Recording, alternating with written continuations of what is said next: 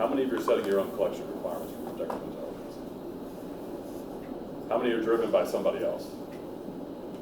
How many is doing it at all? Okay, yeah. And that's sort of why Red 5 went the direction it went, is that we think it's going to be important. We know it's important. It's going to continue to be important, and we believe it's going to be persistent. So we're looking to sit with our clients and set the requirements for collection. Then we're going to need to do collection. A lot of collection can be done by technology means now, like open source intelligence, going through the cyber world, doing scraping, and whatever other techniques you might do on that side. But there's always going to be a human element to collection. There will always be that. Someone's going to go sit someone at a bar and elicit, good intelligence on a target. That's still always going to have a human element in it. Then if you move from collection to process and exploitation, you're going to see more and more that be done by agentic AI systems. And so, can we be involved in that? Should we be involved in that? What role can we play as a human in that processing piece? We still see us as curating that piece of it, that processing, that exploitation. We're still seeing AI that's generating hallucinations, they're coming up with crazy answers. We still have to curate all that and say, no, that's not a valid response. What is a valid response? And then that feeds into analyzing and then production of the actual final analysis. So again, and if Karna was here, Karna McGarry, our VP for Managed Services, who's a CIA trained analyst, she beats this with a very large, loud gavel that humans are going to be in the loop for a very long time. On the analysis side, you still have to have that. It comes with the good and the bad. You're still going to have biases. You're still going to have other elements of that analysis that happens. But even if we go down the path of AI-created analysis, it's going to have to be curated. You're going to have a human element to that. And then dissemination is going to become more automated, more technical, more feed-oriented. But then we have to have a human in that piece to then collect that feedback from the consumer. What did we like about that? Was it valuable? Was it timely? Was it tailored? Was it really contributing to the mission or not? So we see on the protective intelligence side, humans being involved in three of the steps, and as the curator, human in the loop, really moderating and mitigating at each step of the protective intelligence.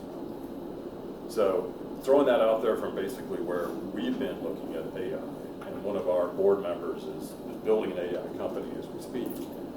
So we're having lots of interesting conversations where he's got a very pro-AI perspective, and I'm like, I don't know about that.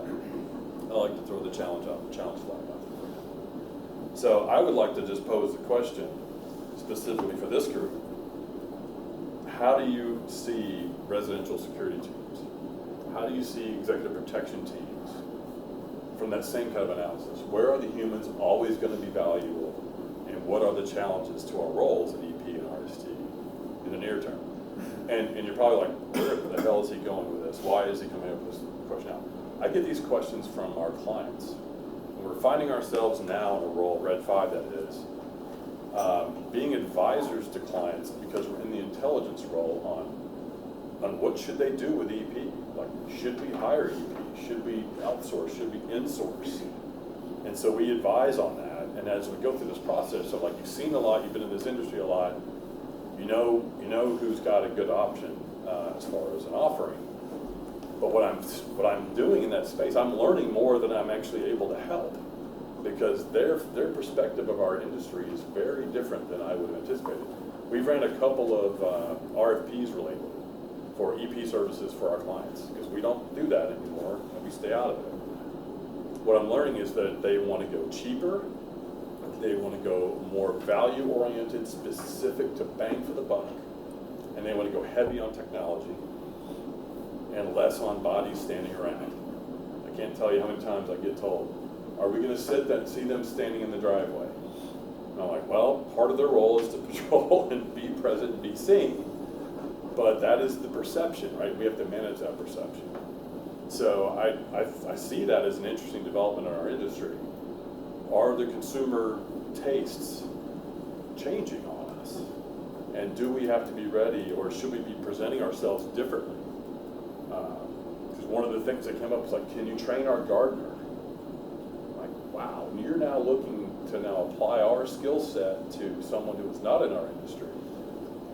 And to what point do you say, I can give them some situational awareness, but I can't give them the martial skills, I can't give them the professionalization in that space.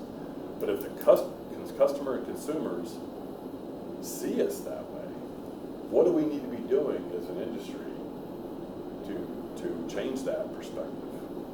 Or do we go a different way? Do we embrace it? And do we find others? Christian, what do you think? Well, I actually got one on that, which has been kind of a pet peeve of mine forever. And that is that we've always had this thing where we wanted to see EV and residential as a siloed function. But if we didn't cross-train the babysitters, the nannies, if we didn't cross-train with the estate managers and whoever else, we wouldn't get the info that we needed about what goes wrong, or what goes on with the family, what goes on with the neighbors. I mean, we always had this thing called microintelligence, which was a totally made-up term, but it was typically what we couldn't figure out electronically. We would have to be out and listen, right? And it actually goes all the way back to when we had the debate about, do a control center has to be on site? Does it have to be remote, or is it okay to sit in a car? And if you go out and you analyze all of those, the minute that you move away from the car on the street, you lose the neighbor's info because they don't stop by with a cup of coffee anymore. So how do you pick that one up, right? So I think the whole thing of training the gardener, it shows everything that we do wrong in this industry because we never took the gardener serious as part of being a role player in the protective environment, I would say. Right. Yeah. Yeah. What other challenges? Go ahead. Just a quick thing. When we're talking to corporates about their general security awareness, we raise the point that everybody's got a responsibility for security, but they don't have to engage. They just have to know who to call, who to give the info to, and I think that just reflects what Christian was saying. Everybody's got responsibility, but not everybody has got a duty to engage. Right. Yeah. I was going to say some of my best intelligence I get, other than from my security officers, are from the cleaning staff, any of the facility staff, and so forth. So I see that as a force multiplier as well. So. Right. So if you look at what the people, Joe, please. I think, and all valid points, but I think, and you touched on it a little bit, Chris, it is setting those expectations up front. You know, the client is going to say, well, can we train the gardener and can I not have people standing around? And the answer is sometimes, right? It's situational dependent, resource dependent, but AI in particular, but technology writ large is getting so much play, if you will, in the press, in the things they read. We have to, we have to come in and be able to say, hey, we have a technology-based solution, but where does that technology and then that human factor or influence come in? And I think one of the greatest challenges we're going to face going forward is setting those expectations. Because those clients are going to say, well, I heard or I read that you can do this. And if you say no, they're liable to say, great, thanks Red 5, let's give control risk a call and see what they have to say. Until somebody, which has been a hurdle we've faced in this industry in a long time, is there will be people that will say yes to whatever the client wants. Whether it's effective or not is a whole nother story. But I think that's the battle we're fighting in part with this as we go forward. And partly this is where, scenarios and storytelling, I think, become very powerful. Okay, you don't want somebody on site. That means that the closest person for our team is going to be 30 minutes, 45 minutes, an hour away, right? Should something happen, are you willing to accept that level of response time? And here's a scenario, for example, that, where it would be beneficial to have, where you may need a response. You have somebody who is, climbed over your fence. And maybe the answer is, that's, complaining with the local police, right? And what their response time is. But, being able to have that storytelling in those scenarios, I think, become very useful as well. Yep, we can set you up with all kinds of sensors. We can train your gardener how to call 911 and what to say when they answer, hopefully, in the local language. But, you know, if you want a professional person who's able to conduct an assessment to, you know, provide a fluid response, you know, that's part of the difference. Yeah, I think I want to jump on what Christian said, like the siloing of RST versus EP versus surveillance and detection teams. Yep. I think that becomes exhausting for the clients. Just my feedback I've been hearing is like, really, 4 labor categories to protect my house? Like, I mean, Christian's shaking his head. I mean, we did the same thing. We were like, we got the proposals in and we were like, I don't think this is the solution. I think this becomes very burdensome and frankly, you're creating a barrier to the client saying Well, yes. it sounds expensive. It sounds To the unwashed, right? Let's face it, to the unwashed who don't know. I've been playing around, you know, we often, at Microsoft, we used to say intelligence-driven, operations-led, but now I think there's a third layer to that, which is intelligence-driven, operations-led, tech-infused. Because we're kind of far, let's be honest, saying I'm data-driven, as is everybody, bro. I mean, Right. which is great. I mean, many of us, not everybody, but some of us in the room have grown up in this idea. We're now data, you know, everyone's a telemetry machine. We've got to take all this data. And I think that's where we as an industry, I think going back to your original point, we are holding on to the things we've always held on to. This is what I do. I am a protector. And I think we need to change our vocabulary a little bit. You know, there's that idea of Moore's Law that, you know, technology is going to increase, you know, every 10 years. I've actually been thinking about something called Kurzweil's Law, which is really kind of talks about the advantage of the advantage. But if we flip that for us, it's the rate at which technology is advancing creates so many risks and gaps that we can almost barely stay ahead of it. So we need to do something to even change our own mindset to say, look, we've got to start changing the way we talk to our clients to say, look, we give you protection. It has layers. The one layer might be surveillance. I think you're a good point. We can use data. We can use scrapers to say, here's what's happening in the local area. Always, to your microintelligence point, none of us who trust the news, raise your hand. You in your local news, you don't. But you trust the stuff you can gather, and you can have your analysts or your mark one eyeball look at. Yeah. Back to harness human in the loop. Concurrently with that, I think the problem is when technology is treated as an end rather than a tool. Because even with the advances in AI and quantum computing and robotics and synthetic biology, all of these will merely be tools for protectors, not ends in of themselves. Even sensors or drones, I think, is a fantastic example. Like, you don't just use drones because you want to use drones. You use it for surveillance or delivery or attack or whatever thing. It's a tool. And protectors have to learn to adapt to the constantly evolving tools that are available rather than conceiving of it as technological change as merely the endpoint to which they seek.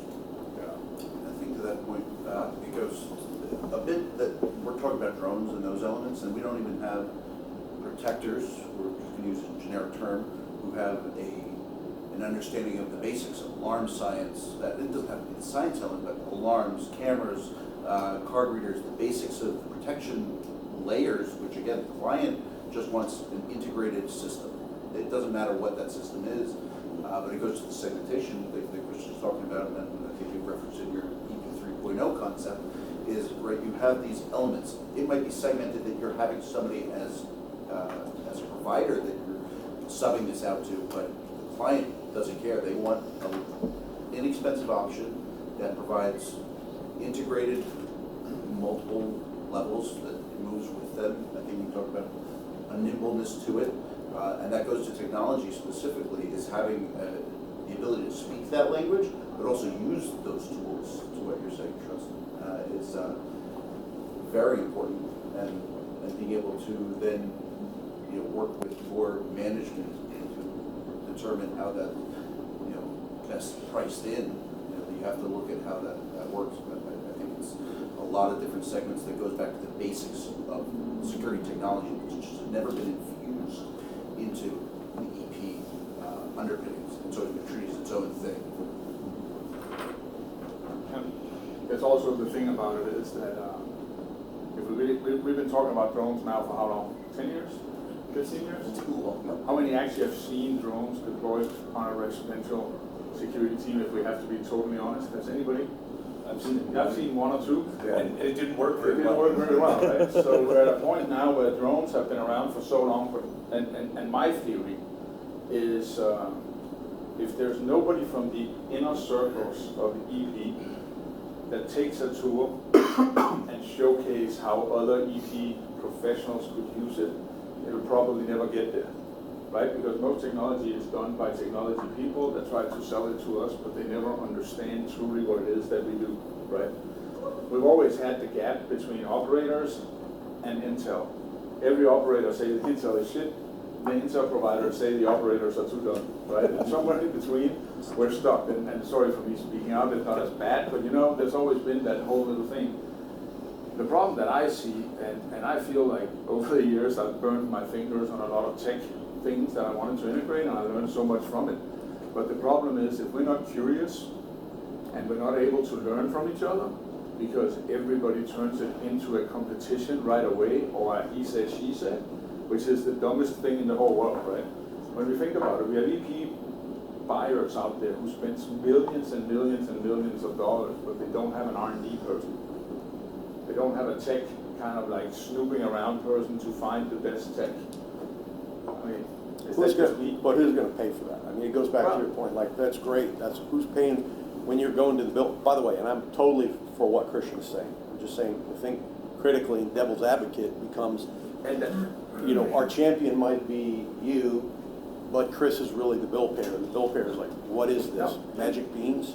And it's really a two-pronged question, right? Because the minute that you go out as a provider, where I come from, and you try to create tech and you try to integrate tech, you instantly get met with a little bit of a standoffish thing because you're doing this to become a salesperson, right? You don't do it because you can create a better product. But then you go to all the in-house teams who have all the money and say, why don't you guys go out and develop something like this? And they look at you like you just fell down from another planet because it's not really in their interest because they're used to buying bodies, right? And I think technology gets trapped in between there, but we kind of solved it with intelligence though, because all of a sudden there were intelligence companies who actually had real EP people who had walked the walk coming out and telling other people about what is intelligence, what is, I mean, you guys, your new company have done it better than anybody actually hiring EP guys to go out and talk to the EP people, right? And until somebody does that on some form of technology, I think personally we're gonna have a hard time integrating it and find it and making solutions out of it. Also because if you look around the room here, there's no young people, so how will they ever understand technology? Excuse me? No, seriously, I mean, the problem is us. The problem is us. Can I throw out a quick rebuttal on the time frame that you said? You know, we've been talking about it for the last 10 years. It's funny, just this weekend I threw out a LinkedIn post. There was MacGyver, the original MacGyver, 1986, September 2nd, season 2, episode 1, was called The Human Factor, and it was about an AI-powered security system with roving robots that look an awful lot like they're putting in malls and stuff like that today. 40 years ago, we've been talking about this. You know, I highly recommend everybody watch it. It's on Paramount Plus. It's, you look at it and you go, holy shit. But the problem with that sort of futurism is the first AI system, technical AI system, was actually developed in the 60s. Right. Like, and since then, HAL 2000 and et cetera, like, I believe in using alternative futures analysis. I think it's incredibly useful, scenario development in particular. But just because you can throw out the potentiality of technology, for example, quantum computing, bare minimum is still 10 years away. Because they haven't solved the fundamental physics problems to be able to actually do anything in the short term. So are you telling me y'all, EP people, can't incorporate sufficient technology within a 10-year frame in order to do this? So yeah, we're going to be talking about quantum computing for the next 10 years because it's not here yet. It's still, so much of this is theoretical. Even purely autonomous AI or AGI is still theoretical. Like, so we're going to be talking about it for a long time, but when you're talking about the concreteness of technology, because that's where I think drones is an excellent example, is when you started with drones technically go back to World War II, but the first real development was 2000, 2001, and this is your MQ-9s, so they're military, and then they eventually moved to quadcopters, and then it's applicable to like your everyday person. And when you can start talking about the application of concrete technology, that's the conversation that matters.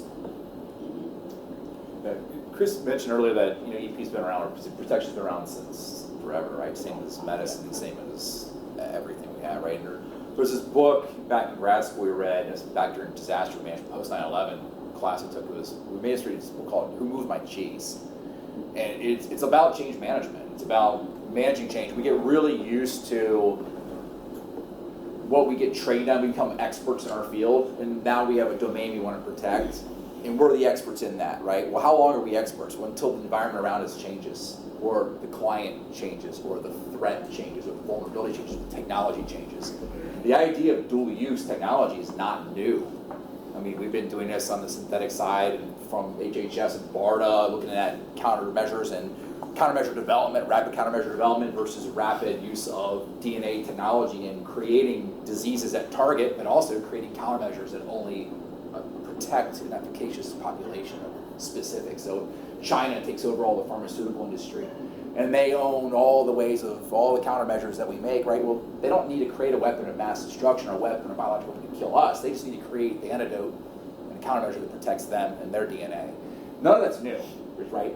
Our ability as professionals, I think, is evident in this room by being here and having this conversation, that change is constant. Change is something we have to constantly do, and that professional is not being an expert in our field. It's being willing and wanting and open to observing change and saying, hey, we're not doing it right, we're pivoting now. I need this person over here to help me understand better what this threat is. How do we manage this? And how do we manage our clients? How do we manage ourselves? But we become the threat by not being willing and able to change. So this book, it's a very elementary book, Who Moved My Cheese, talks about that. If your client says, I'm moving the goalpost over here, right, wrong, or indifferent, either we conform or we lose that client, right? But the threats, they do it to us every day. So it's the protection industry is not new, and neither has changed, yet we all get confused sometimes. Oh, this environment is becoming too much to handle, and technology is changing too much. That is to be expected. The artificial intelligence, the human intelligence, and the protective intelligence. How do you manage those three together? They're constantly changing, right? If you look at, yeah, go ahead. One thing on change is also recognizing all of us in the room have limitations of our own knowledge. Up until about a year ago, I couldn't tell you the difference between machine learning and artificial intelligence. What technologies are actually out there, what is growing in the future, how can we leverage them, and how's the bad guy going to leverage them? There's nobody in this room right now that can answer that question. So learning what technologies are emerging and how we're actually going to use them. And speaking to your point at the very beginning of what is important to protect, what has that changed from 2,000 years ago to now? Are we still protecting people, property, information, reputation, or is there something else? Is there another facet or domain that we've got to be ready to protect as protectors or risk managers? So I think that you're going on to your point of change. We have to be open and we have to be really honest with ourselves of where we currently sit on a knowledge base of the technologies and how we're going to implement them. And even if we can, if we're the right people to it. Right, and intelligence doesn't mean smart. No. That's the problem. As humans, we want to be intelligent in the sense I'm the smartest one in the room. Intelligence is simply taking information, analyzing it effectively, and being able to do something with that information. That's the intelligence community does this for a living. They know this better than most people, but researchers do the same thing and investigators do the same thing, right? When you take away your objectivity, right? What's the difference between a research scientist, a criminal investigator, a private investigator, and an intelligence analyst? There's fucking nothing, right? They should be doing the same thing. They're looking at something, they're analyzing something, and they're making intelligent decisions and inferences from those things that they're observing in an objective perspective. Yeah, what strikes me is when I was going through, I just did this the other day, I was like, all right, if I go through the statement of work for a residential security team, I'm just stepping through that. Of all those things we're saying that they're gonna do, how many can be replaced by something? And it got a little bit scary at some point. We were saying, someone needs to detect what's going on the fence line. All right, we've got sensors for that, we've got cameras for that, we've got, in some cases, drones, maybe not as effective as some people think they are. What about assessing what's going on at the fence line or going on at the pedestrian entrance to the property? Cameras, there's abilities to do that. Responding, now it's getting a little harder, right? Because you might need to go force on force and meet meet force with the proper level of force. That might mean staffing, human beings responding to human beings. But it could also be still, in some way, moving towards robotics down the road. Medical, to me, was the one that really stood out. It was like, cannot replace that. So you're in good shape. and many of us that have the training are as well. But I think that's, now you're getting hands-on expertise dealing with human beings, not terribly different than defensive tactics or some kind of martial skill as well. But I found it interesting going through that space. So then if you silo them off between RST, EP, and surveillance detection, can you get a better bang for the buck in an agent? Is it possible, considering you're going to challenge the RST statement of work? What does it look like on the end? What does it really look like on the value added from an EP proposal or an EP program that needs to justify itself to a CFO somewhere? Well, humans are dual use as well. Yeah, Multi-use. Right. So- Intentionally and unintentionally. So, I mean, Not to mention. no offense to a doctor, but I don't need a doctor when I'm a medical work unless I have a heart condition, then I need a special kind of person. But we can also dual use people to say, hey, I'm gonna run a drone on the fence line. I maybe don't need 15 folks to manage the team. I maybe only need 7. And we have people that are managing some of that. I think something you said earlier, Christian, too, is I think we tend to lag in the industry. You know, I was just at I was speaking at the, what's it called, the Law Enforcement Intelligence, you know, it's like ATAP for cops. Yeah. Up in Vancouver, and I met this young lady, and they didn't have enough money to bring a bunch of officers on, so they now augmented, this is some small town in Tennessee, and they augmented what they're doing with drones.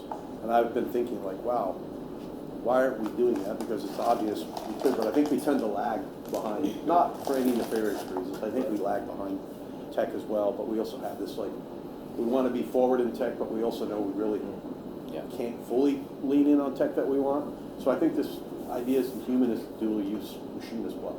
Like I can respond with the drone, but I can also, my partner can go out and look at it. Right. You know, I can respond as a medic. I can respond, you know, as multiple things. Hell, it'd probably be easier to teach us to be gardeners than the reverse. I think that's an interesting argument. And I think, you know, Chris, the situation that you were, you know, laying out earlier, there's also got to be a reasonable thought that the layers and levels of security need to be able to ebb and flow, right?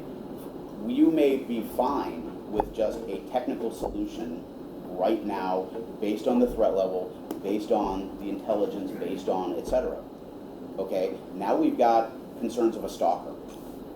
You know what? Now we want to add a person on site because we have, you know, a increased threat level, so we're going to increase our overall response. Right. Right? Or, you know, whatever else the other concerns are. So, you know, I think we all understand none of this is static, it's all dynamic.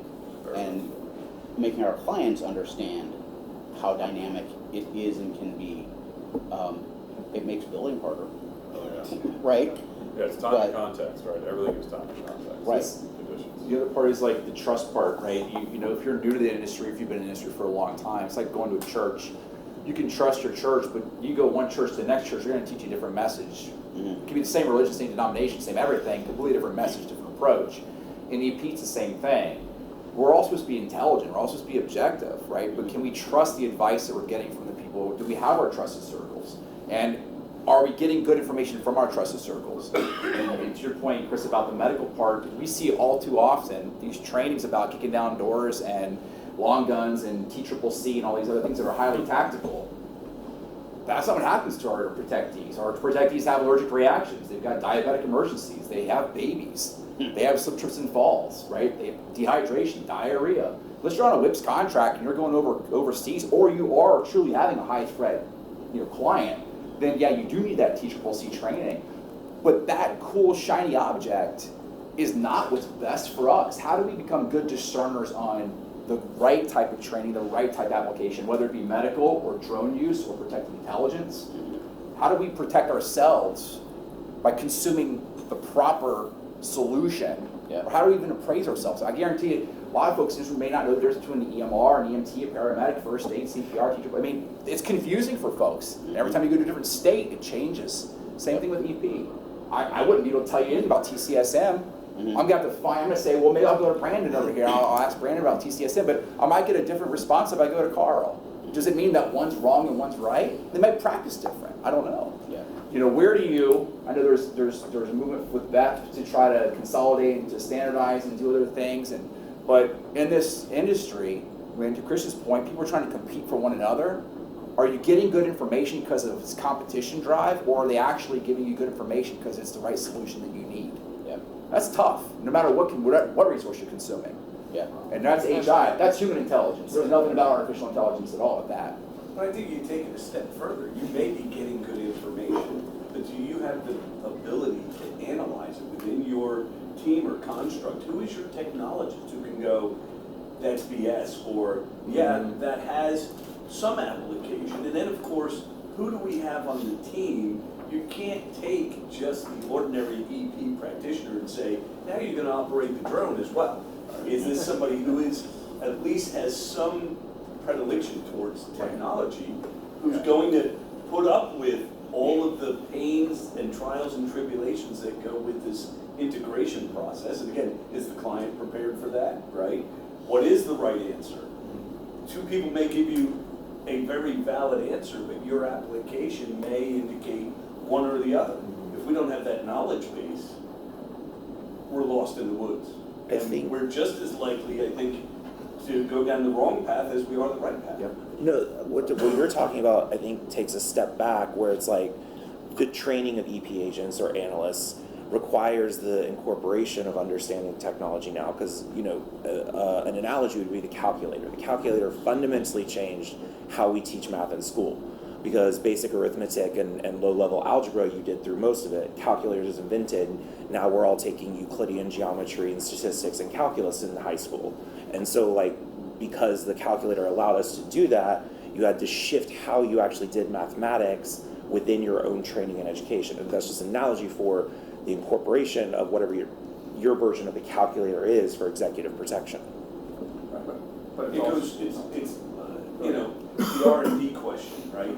This is, I think, it's R&D light, right? If we're not doing R&D, how do we discriminate and differentiate between our technology options? And I speak from experience. We've gone down this path with 3 clients on a AI-based surveillance detection system, and all we have, and I've warned the 2 succeeding clients. The first client we worked with, we came up with some really negative perceptions and information. The second client, no, they said they've improved the system. Okay, well, we find the same things and then more, because the client is willing to invest more of our time. And the third client, the same thing. And yet they're all saying, but it's AI and it's technology and it's the wave of the future. Well, the future's not here yet. I would say it is here. And I'm not, again, Okay. And here's what we need to, kind of like to shift it back to your original point. What are we doing as an industry? Well, what we're doing is we're talking about what we feel, but we're not collectively going out to the bill payers and saying, this is where the industry is going. We need to spend money on AI because you've demanded it, and we need it to work. So between your demand, your hallucination, as Tony Robbins might say, in reality is this. But that hallucination is not going to go away, so we collectively, as leaders in the industry, need to have a similar key theme and message where we say, look, we recognize technology's not going away. Pandora opened the box. What we need is we need to go to the suppliers and say, hey, your AI bullshit thing doesn't work. Doom on you, do better. And then force that change for those suppliers. Because we're buying from the suppliers, I might be spending Chris's money, but I'm the middle person. So we have an opportunity, and I believe we have leverage to go to those suppliers and say, you need to do better. This is crap, and then call it out. It also starts with recruiting though, right? Because we try to teach our fellow EP operators to be more tech savvy, but it's never gonna work, right? Because none of us, if we're not tech savvy now, we won't be.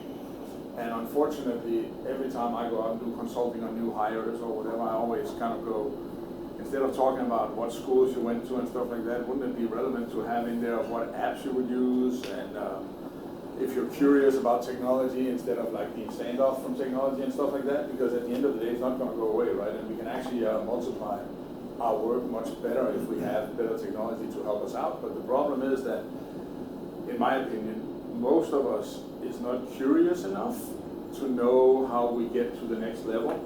And the problem, especially in the EP industry, which I guess for the most part we're talking about here today, is kind of interesting, right? Because everybody sells the same thing.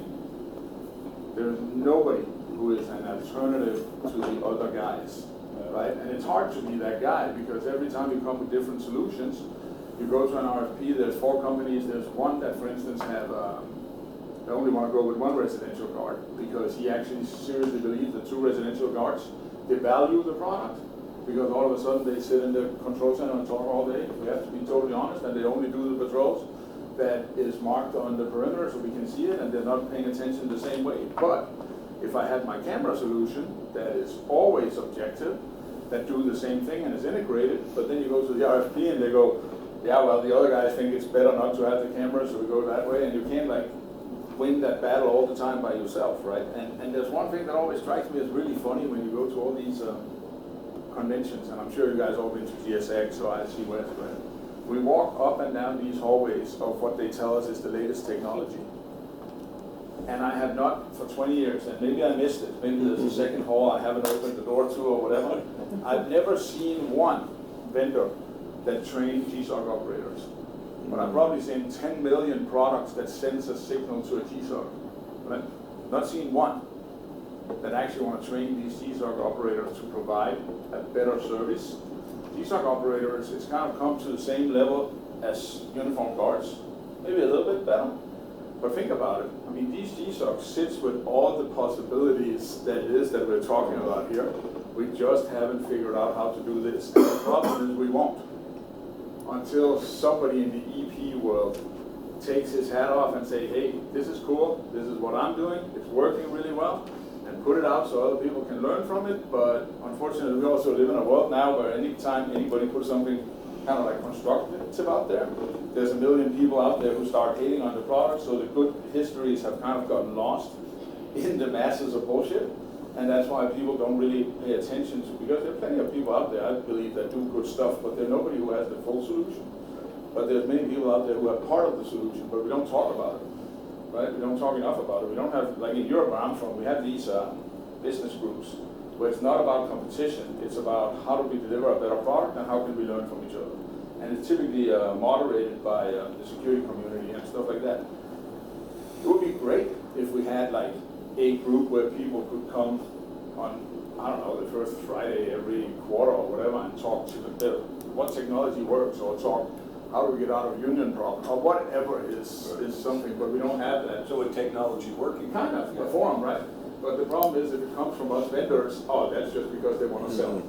Well, of course we Of can. course we do. But we want to sell to a market that is Acceptable, growing yeah. and is accepting of it. And if we're not doing that, then shame on us. Because when you look at individuals and as a profession. I find it fascinating.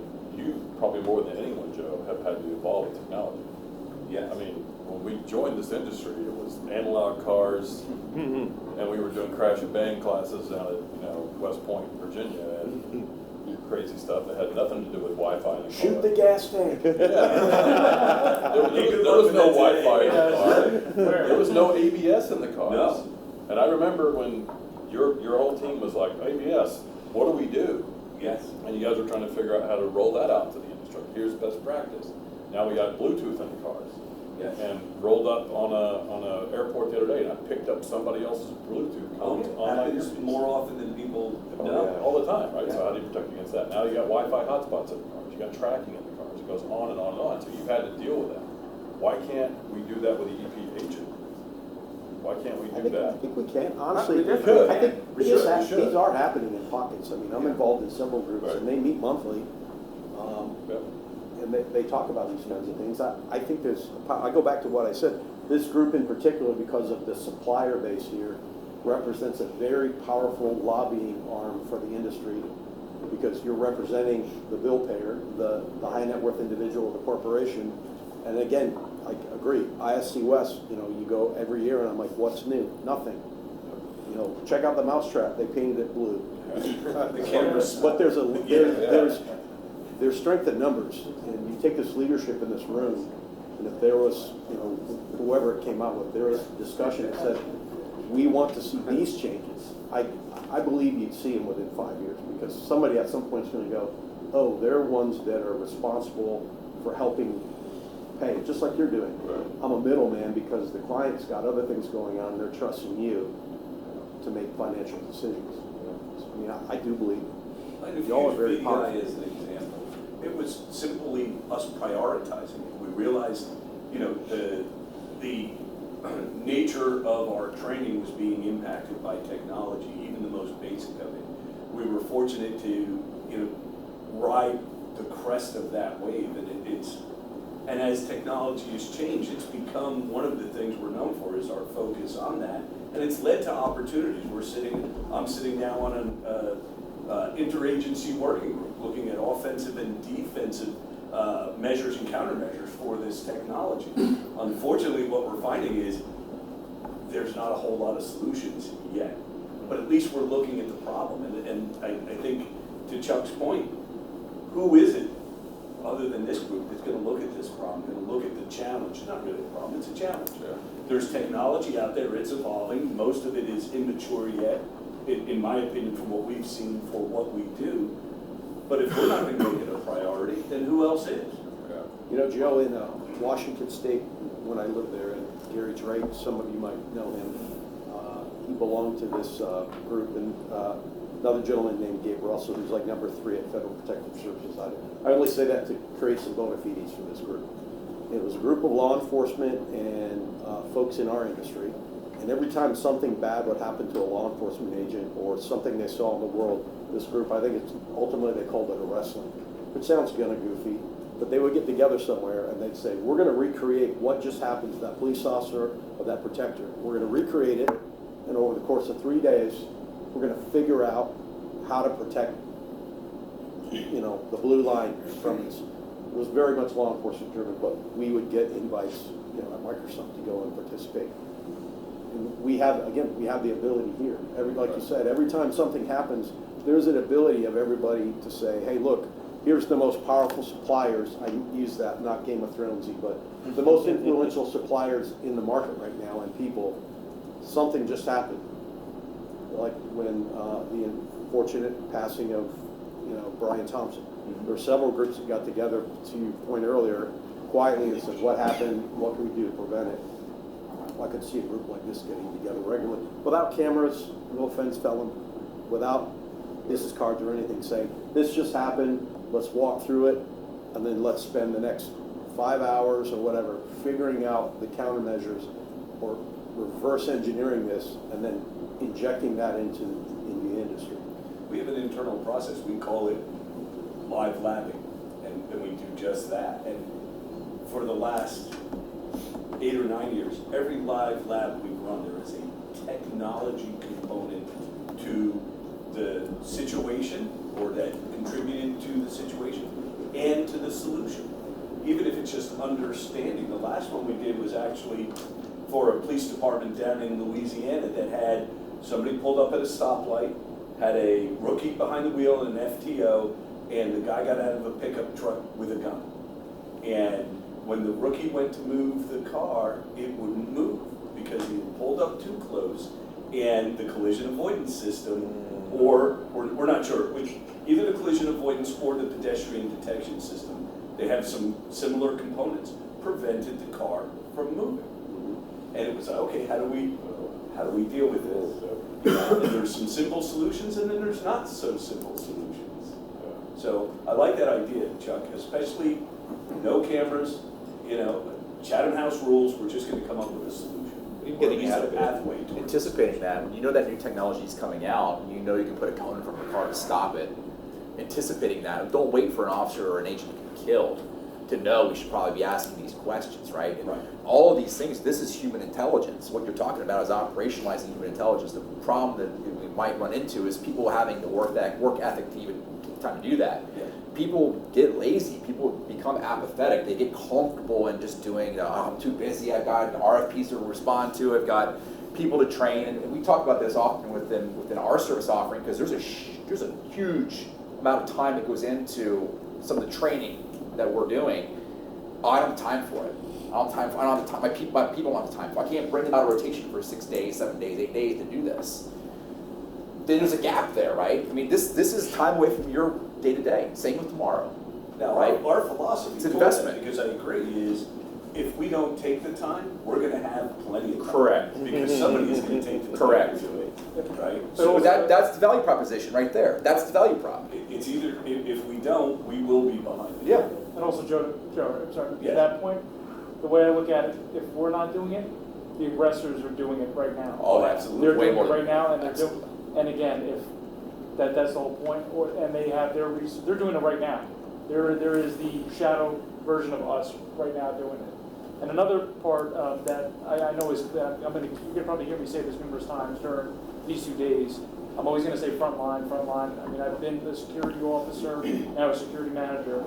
The underutilization of having a think tank with giving a frontline perspective. Because normally when, you know what, I know we've used profanity, but I'll hold it back, we can do that later. But when you know what hits the fan, who do you think the first people they run to, you know, and especially the intelligence as well that we can offer. Because one of my biggest fears is that once these force multipliers, whether it be the technology or whatnot, people like me have to train my officers on that. And a lot of them, I kid you not, and Chris, I may have said this to you once, but if not, I'll tell you now. I one time said when I was training one of my officers on an access control system, I had said to her, all right, just grab the mouse. She screamed. And it's unfortunate because, again, it's all the I'm dead serious. Yeah. Because she was from a country that did not have access to the technology. But again, and I go back to what I was talking about that intelligence with, we mentioned the gardener, I mentioned the cleaners, that there's all this intelligence that's out there that can be compiled that is very applicable to the acumen of the entire security framework. So again, it's the proactivity and what you were mentioning as well. A lot of people could be complacent or passive about it, but that's why it's incumbent upon us and what we're doing now. So we're all doing the right thing. The objection is going to be, I don't want to be a gardener. That's beneath me. I don't want to dress up in a nanny outfit. That's beneath me. Yet that might be the one thing that protects your client because the adversary might not think there's a protection layer there, present themselves, and now you can discreetly What you address tell them is that they're going undercover. That makes it sound better. And also too, and I'll give somebody points for this. Does anybody know where the quote? Well, I'm a big movie guy. Pride is a poor substitute for intelligence. Yeah. First Blood Part 2. Rambo. I always remember that, and it's very true. I guess you're old school. Oh yeah. Well, I was born in 85, so I don't think I was. Actually, I think I used that in the Tri-State Forum one time. Yeah, but yeah, the point is that it's all about the delivery, and it's all about what the end goal of the protection. Consider COVID. Many teams that I know were worried at first, like, oh crap, COVID, we're all going to get locked down. But you take many teams, I know he's not here, but our good friend Shane, Exxon pivoted to where all of a sudden we're a COVID response. We have to set up. So again, I go back to the protector as critical thinking and protecting outside of just like, come with me if you want to live. New threat.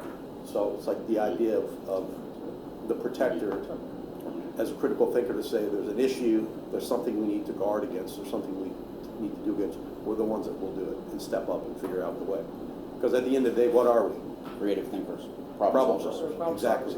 And we are course of action enablers. The boss has a problem. They want us to come in and say, here's our 3 or 4 courses of action. Here's the one we recommend. What would you suggest? Great. Now we're going to go do that. Christian, I used to say, like, yeah, you want to go to Afghanistan? It's not our job to say no. It's our job to say, sure, this is the resources that are required to make that happen. You still in? I didn't think so. Right. Yeah. Well, that brings us full circle to the And conversation here's we the had in this forum last year about when you walk in the door, do they go, who the hell are you? Or do they go, thank God you're here, because you're coming with solutions, or at least the right questions, right? And from a technology standpoint, maybe that is the ultimate benefit of a working group is we're getting to the point where we're asking the right questions, we're providing opportunities for solutions. Maybe not the solutions themselves, but at least a pathway that somebody can go down to find the solution that fits their need. You know, and I think talking solutions, when we go back to the idea of, do I want to see 10 bodies standing around, right? The idea is, what is the threat profile that we're looking at? What's the risk that we're looking at? There are a lot of the same items. It's a matter of how we're approaching it. So it's still a matter of taking that aspect, and the client doesn't care, right? They just want to see the number that they're paying for it be effective. They don't care if they have a counter surveillance team or a surveillance detection team or security driver versus a chauffeur, right? They just need to know that they are protected, and that's what we're advising them on. So it can't be anecdotal. It is data-driven to a point, but the technology is seen in the cost being the same or lower by finding solutions that reduce those actual bodies. But it really, we're addressing a lot of the same threats that we faced forever. It's just a matter of now approaching it with some new mechanisms. Yeah, coming back around to protective intelligence and how it's used and who uses it. We did an early show of hands, and not many folks were using it, not many folks were selling it.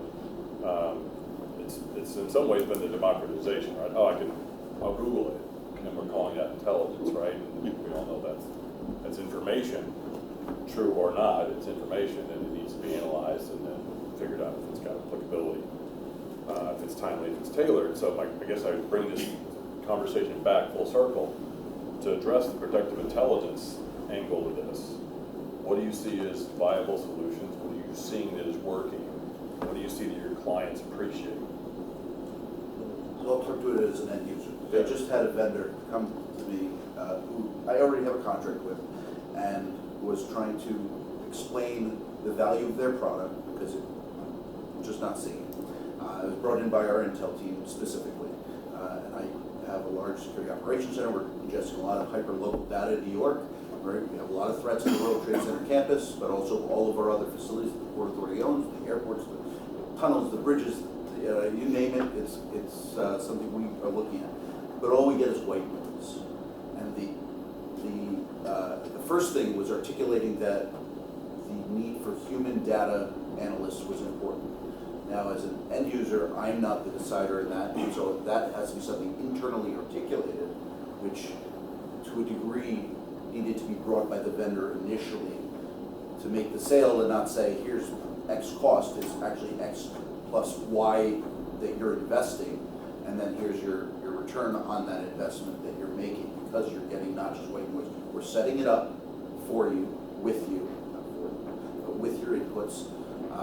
We are going to then have some level of data analysis that doesn't just flood you with information. So it does leave people involved, but the cost is certainly many multiples of what it was presented as. So to not shy away from it and articulate what the benefits are is supremely important, because just trying to get in the door doesn't work. That gets somebody in the door, and then nobody is ever going to get in the door again, as opposed to get in the door and eventually maybe it's a larger contract, and I'm on a government side, quasi-governmental, so it gets bid out, but a private company, even if they're doing the same thing, right? They're going out for bid, they're looking below cost, but what is that return on investment? So a lot of the products may deliver similar things, there's some nuance that changes them, but ultimately I think you have to look at what the X cost plus Y investment and then what that return is. Otherwise it's not, the value orientation just isn't there, and that's unfortunate. What else? I think in this area, technology has a greater impact with intelligence than it does on EP agents. Because I know most of y'all are EP, I'm an analyst, so I'm constantly adapting with new tools and having to, because the sheer volume of information is truly astronomical.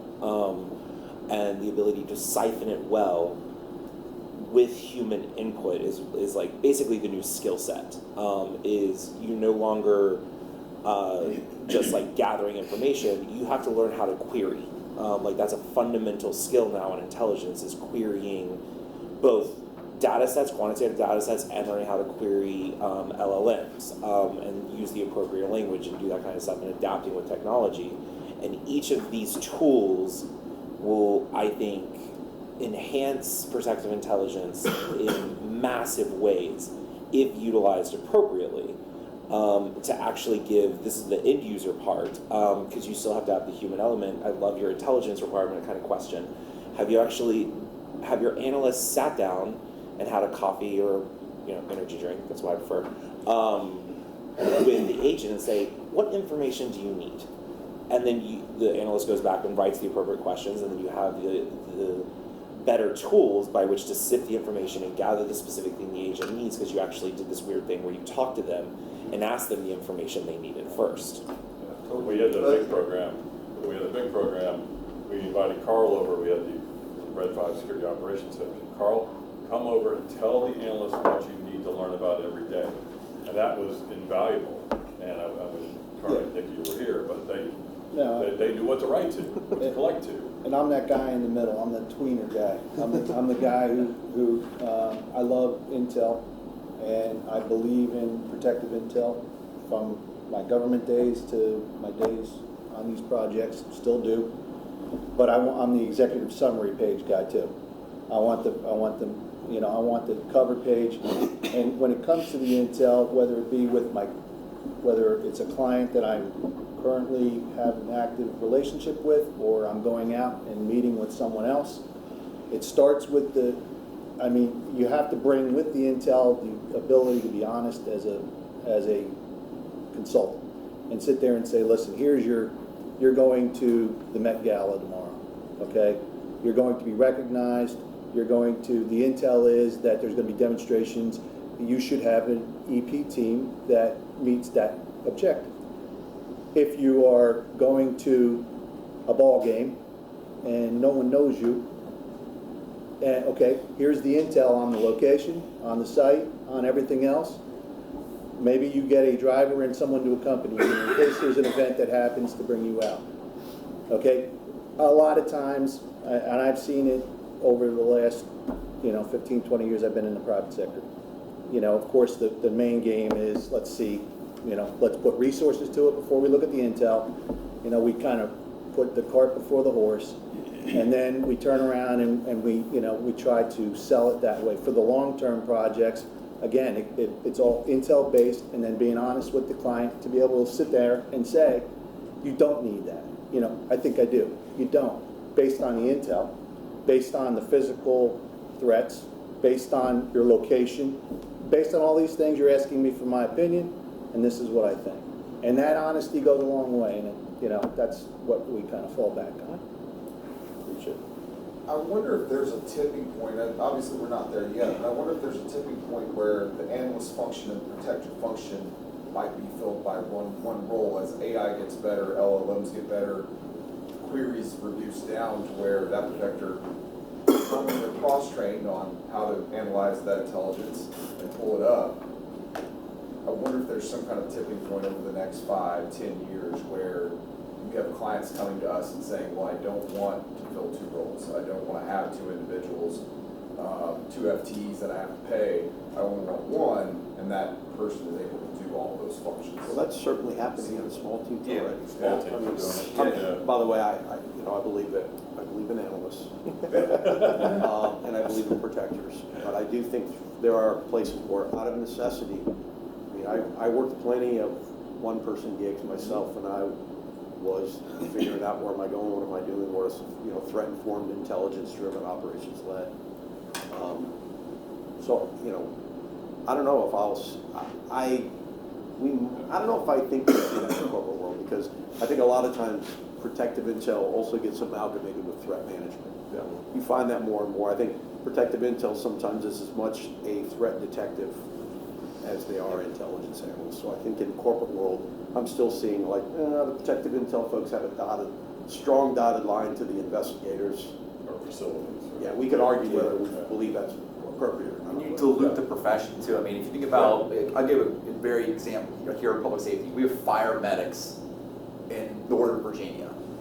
People who want to be firefighters, who want to be paramedics. You can't do both at the same time, right? There are people that do not like one role over the other. And they are completely 2 different professions. Paramedicine and fire services completely, we put them together. Same with police medics, right? They're completely two different ones. Now we mix protection and medicine with what we do. I cannot be a medic while being a protector at the exact same time. I'm either one or the other, right? If I have to draw my firearm, I'm not starting an IV. Bottom line, right? If I'm starting an IV, I'm not drawing my firearm. And so the time I spend keeping my quals up as a paramedic is time not spent being a protector. Now you add into the behavioral analyst.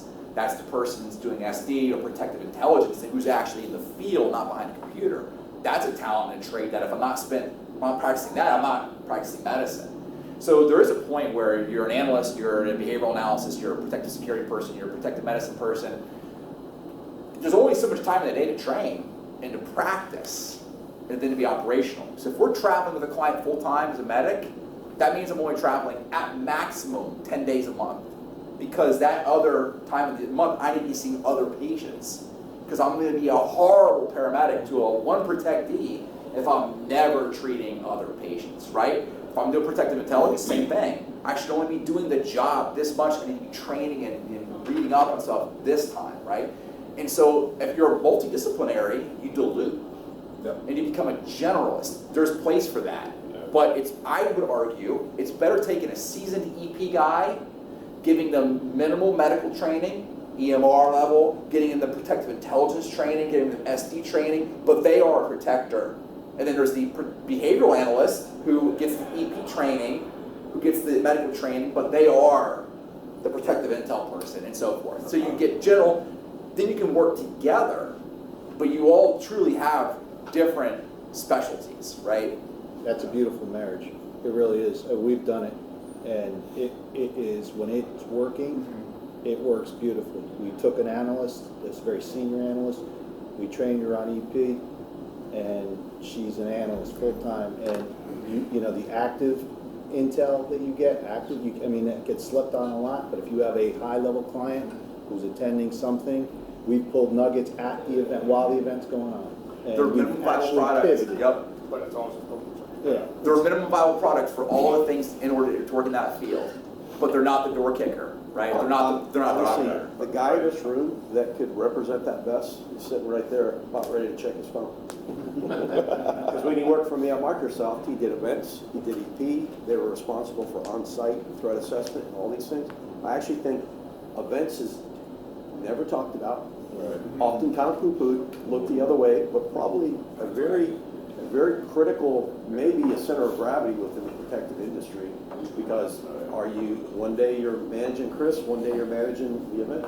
but The if microcosm of all the needs, all of one's body. it goes back to, and it actually kind of like, it's a side note to the whole discussion that we've had, right? Because 90% of the training that any EV operator, residential or whatever, does is what I did 30 years ago, right? It's still the same, we just given it a little bit more fancy names. It's still all about move, shoot, communicate, and all that. It's very rare that you have stuff like how to write a good email, how to actually, when you say that there has to be a certain level of protective intelligence, well, if that's not taught in the school or the people that do your training, you're already wrong, right? And that's the other problem that we have, is that the training that we have that is available for our agents out there is not of this century. I'm sorry to say, Correct. so they all support it. And where's the in-service? Huh? Where's the in-service? As a technician versus a practitioner, right? We have to have, how many hours? 8 hours every 2 years in DCJS in Virginia for EP, eight hours, right? But on the medical side, we have to have a lot more than that. We have to be practicing so when you get that initial training, initial academy, that's it. Academy's 10 years ago versus being a practitioner of. There aren't real true EP schools where you're getting CME the way you would as a practitioner. Exactly, and that's also why we limit the technology input, right? That's also why we, to a certain degree, doesn't understand true intelligence, right? Because as EP agents, we have to keep up a pretend shooting, pretend whatever else, which is probably the skill we'll use the least, right? Yeah. And once you become a EP operator that have gotten a good job and you work with a good team and you make your money or whatever, there's no place for you to go to learn anything new. Correct. The only thing new we learn is if we do 5 compression or 10 compression, or if we drive an electric car or a regular car, which is all super, super important. But there's no place where we can go out and, for instance, add on high-end event security, or how to do better intelligence reports, or understand it better, or whatever. I mean, it's very siloed again. The only way we're getting to the video management, right? I mean, Yeah. Staring at 9 views that rotate isn't what we have, Right. we have today. We have analytics that bring things up that you have to be able to manipulate. And the funny thing is, we all have a GSOC at the residence, but nobody has taken it serious Right. to actually train How do these I know guys the doors to sit actually there work for you 24/7, and maybe can do most of your intelligence as well if you trust them, right? And that's how Because you they're already there. And that's how you reduce the 10 Exactly, people, but because also then you bring it down, you've got Exactly. roving, right, you've got constant roving. So one of And the- you have specialty trained folks, but they need, and it exists, but the companies have to build that into the billing in a way that And makes that's the big sense. problem that you Yeah. have, and myself being guilty of it when I was a big EP company, is that you sell the contract. Then you wait a couple of months, then you start talking about training. Oh, yeah, okay, you get a certain amount of training dollars. Then you start talking about new intelligence product or whatever. It was never like a 3.0 solution that had it all in, where you can say, this is what we do. If you want more, yes, you can buy more, but this is the minimum that we provide you on protected intelligence training and all of these other things, right? Because everybody wants to either sell it next to it, or they don't really have it in their product, and I think that's wrong, right? The only way to affect the change is to be the change. And Well, that's and- why I pay out the nose for Yeah. my So- SOC folks, which is great. Yeah. And it's putting the training up front, right? It's partially the contractors being upfront about that need, but articulating what the value So add this is And you can tremendously, actually- yeah, go ahead. But you can actually measure it, right? Because if you guys go backwards and look, what is it, 5 years ago or whatever, we had all these cases where people hadn't been paid for meal breaks. You guys remember that? All right, so what did we do? We ended up putting 2 people on every detail, and it was fucking great, because all of a sudden we could invoice for 2 guys, but all they really did was fill 2 hours where this guy had to have his meal breaks. Then we figured out if we pay everybody 2 hours more, we probably won't get in trouble with the meal break. But if you back it up and say 2 hours, let's say we bill from $125 an hour to $250 an hour for a residential agent, depending where you are on the spectrum, that's $200 to $500 a day. If you take that times 365 days, you can build a pretty in-depth remote guarding system where you have somebody for less money that can sit and watch 24/7, 365 for less money than you pay the 2 hours that you give them for meal breaks. and still That is a deploy great- folks that that are is a great and still segue. deploy It is. and still deploy So I'm getting the your nod from Phelan, but I'm And gonna here's the bring this problem, up, Chris, yeah. I would love to talk about all this shit out in open forums, Yeah. but the problem is, every time somebody does it, there are certain people that has killed I know. all the good stuff we had online, because nobody wants to tell good stories anymore. Yeah. Because So- it just dies in negativity. So that Yeah. brings us Yeah. around, right, to the obsolescence of some of the services that we're talking about. We don't want to go there, but our clients are getting smarter about what they're buying. And they're looking at that and going, I can build a system that does what your guy does for $50K, and you're charging me what, a year? So that was kind of where I wanted to go with the conversation today. You guys have taken it in tremendous directions. So I will tell you, one of the details that I'm familiar with today is really, really good, and they have cross-training across construction, elevator safety, maritime, aviation, accident processing, hazmat. None of those involve a firearm. None of those really involve a car. And they've gone this direction, and I think it's brilliant, and I hope our industry does that writ large. It's hard to do. There are people in this room who want to make it happen. So my last thing I'll just leave you with before we transition to the tour upstairs is, how are you going to future-proof what you do? Like, look at what you're doing, what you're offering your clients, and what you're doing for the C-suite. How are you going to future-proof it? Because the future is going to be here way faster than we think. And our clients are getting there faster than we are by asking hard questions about why what we do is so expensive. With that, Phelan, over to you. Well, thank you very much, and thank you very much, Chris, for facilitating this great discussion. We're going to do a tour upstairs with Red 5, and then we'll come back down for our next session on travel risk management in the United States. I'm going to keep the cameras off for that one. So So right, so a little bit more, Chatham House. So yeah, let's just transition to the tour, and we'll be back down here.